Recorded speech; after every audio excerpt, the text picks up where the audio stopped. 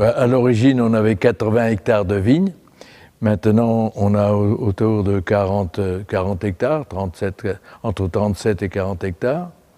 Et puis, on produit aux alentours, suivant les années, entre 1600, 1700 et 2000 hectos de vin. Alors, ce sont des vins blancs, rosés et rouges, Côte de Provence et de Pays. Ah bon, c'est très simple. Alors, entre le blanc et le rosé, c'est le jus qui fermente seul. Et alors, à l'heure actuelle, la mode est au vin rosé très clair.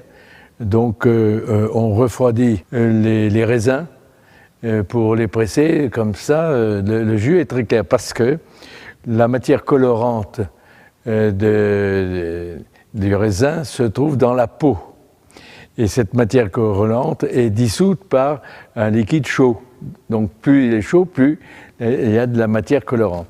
Donc c'est pour cette raison qu'on refroidit les raisins avant de les presser pour avoir un jus très clair. C'est à mon point de vue une erreur parce que les vrais rosés tels que moi je les ai faits avant-guerre, c'était ce qu'on appelait les vins d'une nuit.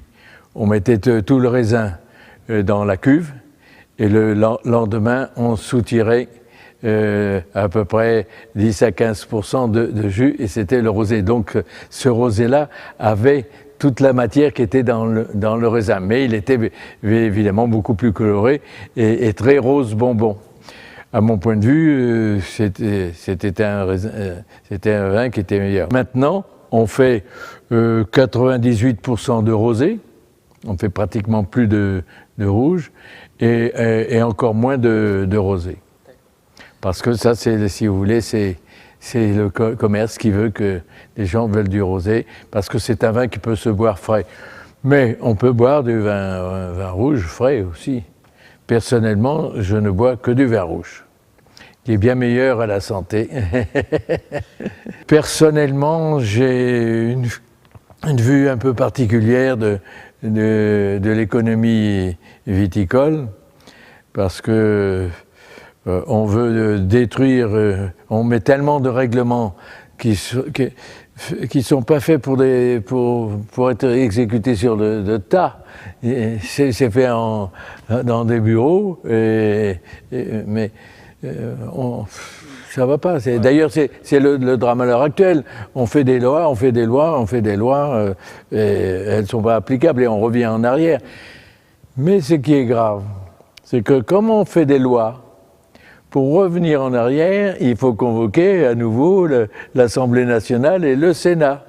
Avant, on était plus intelligents, je crois, parce qu'on faisait des lois très précises, qui étaient courtes, simples, qui exprimaient, si vous voulez, une direction, et ensuite, on faisait l'application avec des décrets-lois.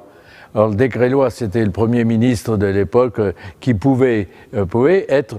On faisait une erreur, ça peut arriver de se tromper.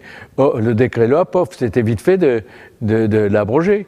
Maintenant, on fait des lois. Et des lois, quand vous lisez des lois, cette machine a été fabriquée par une usine qui fabriquait des avions. Et les usines Latécoère, qui continuent d'ailleurs à construire...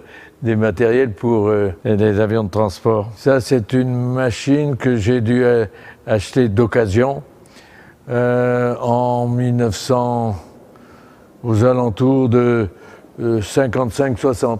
Oh, ça fait, si vous voulez, 500 bouteilles à l'heure. Oui, mais c'était vraiment la première machine carrousel.